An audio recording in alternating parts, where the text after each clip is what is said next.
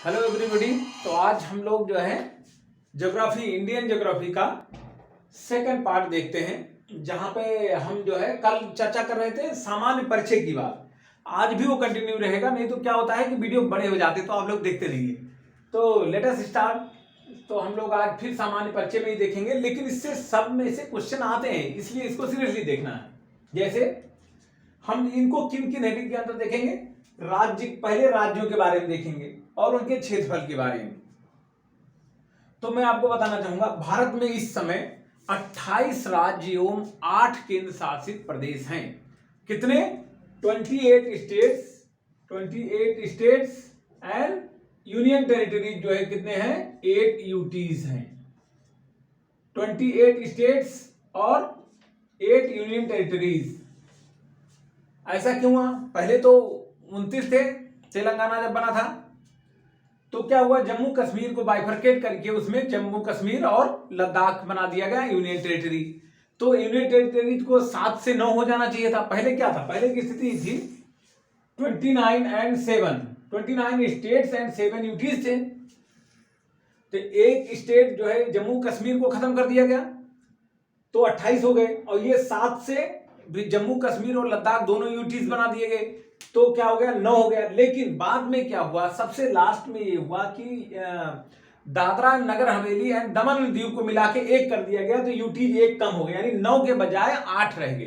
तो आज की स्थिति में अगर कोई पूछे तो आप क्या बताएंगे? 28 स्टेट्स एंड 8 यूनियन टेरिटरी। ठीक है, तो ये बात हो गई। अब जो है तेलंगाना को आप लोग, हाँ, तेलंगाना के बारे में रुक के चर्चा करेंगे। अभी क्षेत्रफल की बात करें तो क्षेत्रफल की बात, सबसे बड़ा आज भी राजस्थान है। सबसे बड़ा कौन सा है? यहां मैं लिख दे रहा हूं आर, यानी राजस्थान। उसके बाद कौन सा आता है? एमपी यानी मध्य प्रदेश। फिर आता है महाराष्ट्र, एमएच लिख देता हूं। उसके बाद आता है यूपी, यानी यूपी की पोजीशन जो है 4th में है। क्षेत्रफल वाइज देख रहे, एरिया वाइज देख रहे हैं तो which is the largest state area wise? तो Rajasthan is the largest state and after that comes MP, और उसके बाद फिर ये महाराष्ट्र एंड यूपी। तो ये होता है हमारा क्रम। अब हम आप आते हैं तेलंगाना पे। तेलंगाना पे स्पेशली इसलिए आ रहे हैं, हमने इसके मैप भी बनाया है। उसके पीछे रीजन ये है, तेलंगाना किससे किससे टच है, किससे नहीं टच है, ये जानने के लिए हम लोग देखेंगे। तो आप लोगों को पता है कि तेलंगाना जो है आंध्र प्रदेश से करके बना था। पहले ये पोर्शन पूरा, ये देख रहे हैं आप ना, ये वाला ये आंध्र प्रदेश था पूरा, एपी। लेकिन इसी में से कट करके यहां पर जो है क्या हो गया, ये बना दिया तेलंगाना। हम टी से लिख दे रहे हैं, ठीक है। तो तेलंगाना, अब ये किस किस स्टेट से घिरा हुआ है?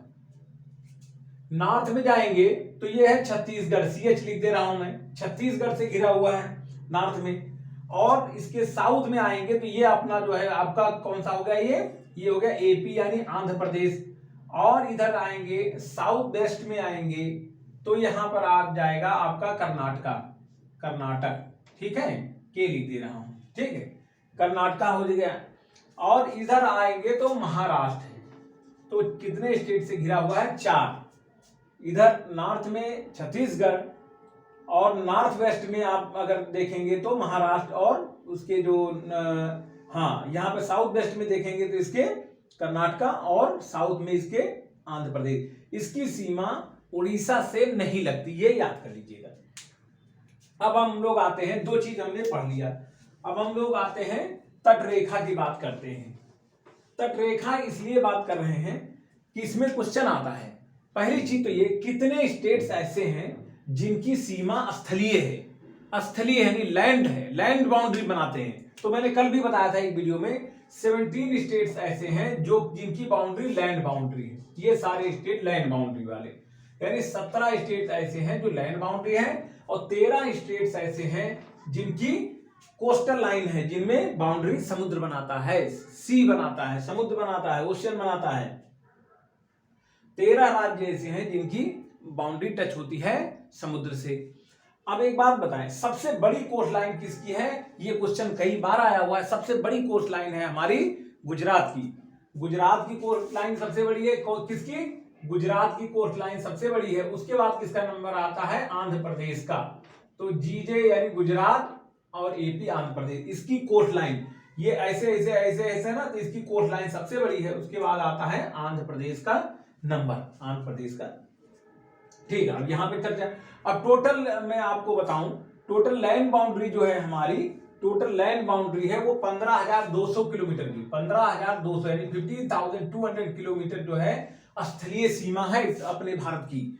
और उसके बाद नंबर आता है, फिर कोस्ट लाइन कितनी है, 7516 किलोमीटर। ये जो है टोटल कोस्ट की लंबाई, टोटल तट की लंबाई हमारे है 7516 किलोमीटर, इंक्लूडिंग हमारे जो कोस्ट बनाते हैं, ये जो आइलैंड्स बनाते हैं, द्वीप जो बनाते हैं, उनकी भी मिला के 7516 जो है तटरेखा है, और 15,200 स्थलीय सीमा यानी 15,200।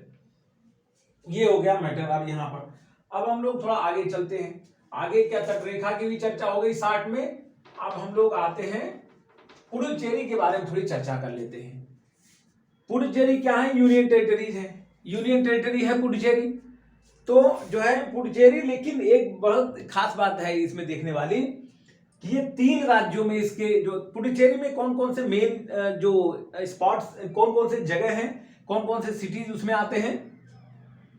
तो एक आता है एनम जो कि आंध्र प्रदेश में है, दूसरा यहां आता है एक्चुअल पुडुचेरी, और आता है कराईकल। यहां पर इसको लिख दे रहा हूं मैं, कराईकल, कराईकल यहां बाहर लिख देता हूं, कराईकल जो है, कराईकल। यहां ये ध्यान देने वाली बात है, ये आंध्र प्रदेश में ही है ना, यानी पुडुचेरी कितने स्टेट्स में फैला हुआ है। पुडुचेरी में एक ये भी पुडुचेरी में आता है एनम, जो कि आंध्र प्रदेश में, आंध्र प्रदेश की सीमा में है।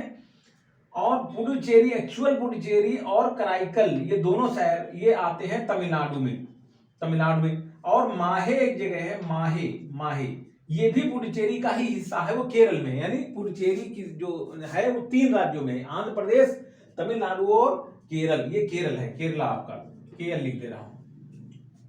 तो पुडुचेरी में यनम, पुडुचेरी, कराईकल और माहे 4 जगह हैं जो 3 राज्यों में पुडुचेरी की सीमा आती है। ये मैं बताना चाह रहा था। ठीक है, तो ये भी हो गया आपका।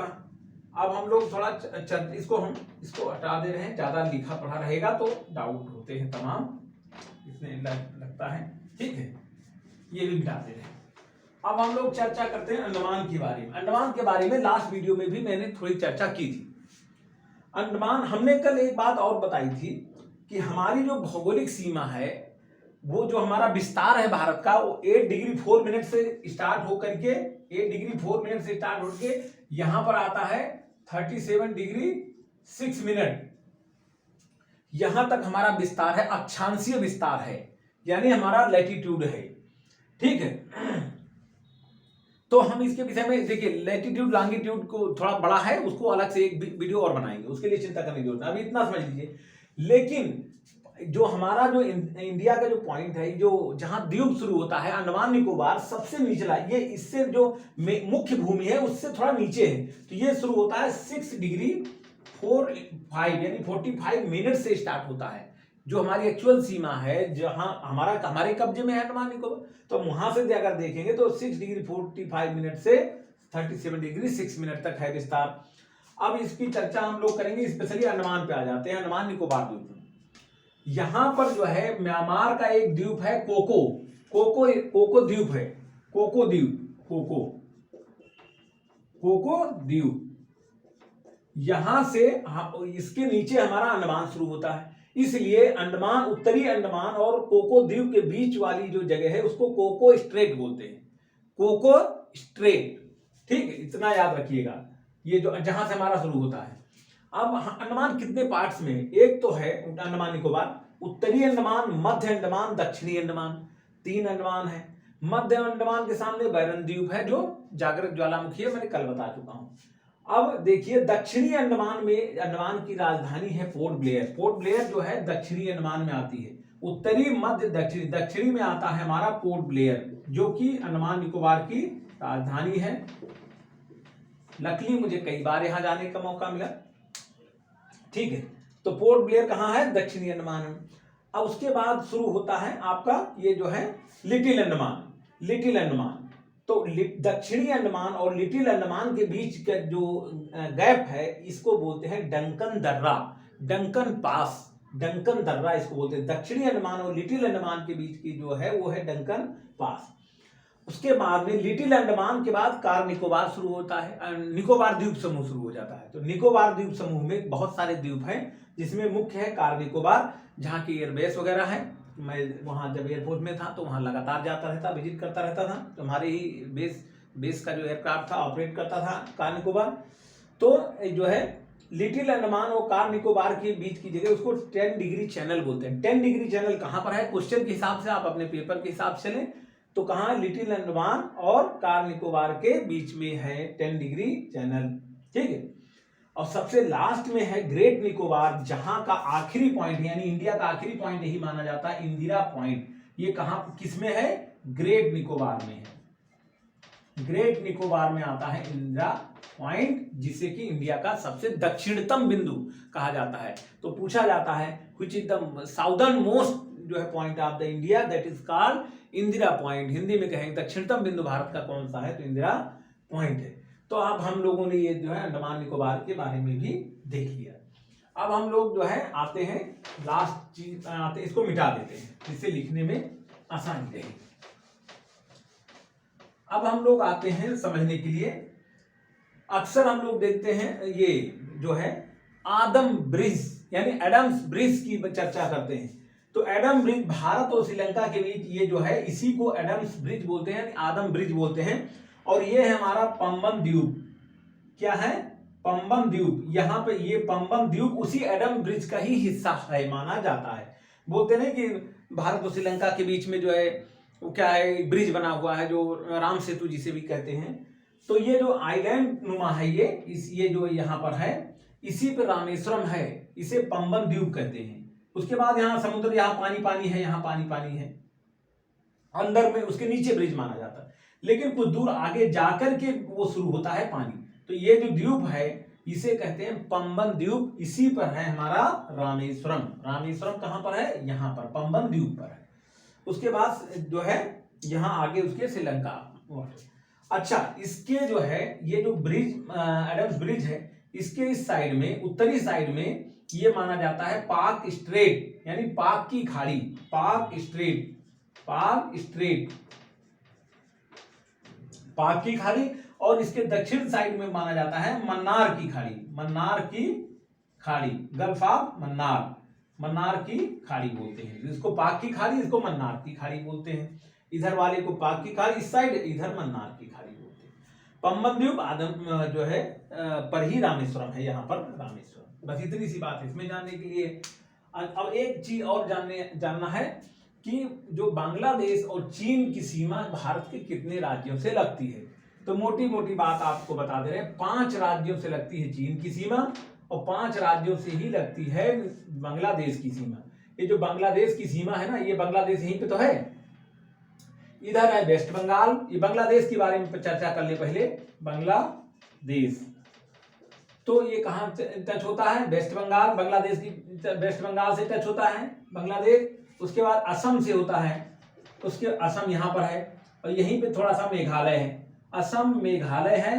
और उसके बाद ये त्रिपुरा है और ये यहाँ तक ऐसे टच करती है सीमा इसकी। ये है मिजोरम, त्रिपुरा और मिजोरम। तो किससे टच होती है बांग्लादेश की सीमा, 5 भारत के 5 राज्यों से होती है, वेस्ट बंगाल और असम, यहाँ पर असम, यहाँ मेघालय, यहाँ त्रिपुरा, ये मिजोरम, ये 5 राज्यों से टच। इसी तरह चीन की सीमा जम्मू कश्मीर, इसकी चीन का अगर हम देखें तो JNK से होती है, उत्तराखंड से होती है, उत्तर प्रदेश से होती है, ठीक है, और वेस्ट बंगाल से होती है और ये यहाँ पे सिक्किम से होती है। 5 ये भी है।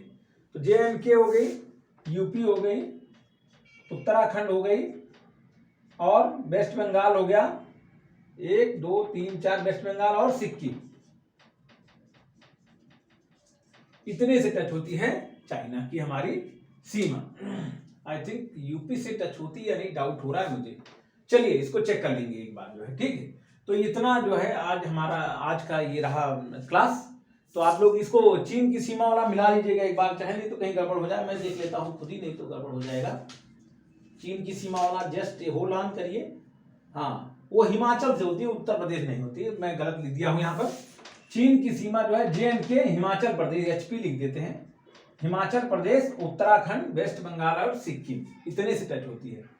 जम्मू कश्मीर, हिमाचल प्रदेश और उत्तराखंड और वेस्ट बंगाल और सिक्किम, इतने से हमारी इसकी सीमा टच होती है। ठीक है, तो ये आज की हमारी क्लास है। तो आप लोगों को निश्चित तौर पे जो है मुझे उम्मीद है कि अच्छी लगी होगी।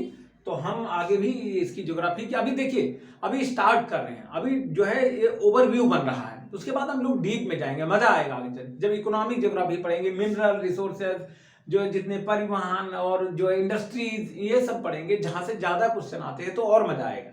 फिजिकल ज्योग्राफी में थोड़ा सा उतना इंटरेस्ट नहीं आता, बट आप लोग पेशेंस रखिए और करते जाइए, नो प्रॉब्लम, सब कुछ अच्छा हो जाएगा। Thank you very much.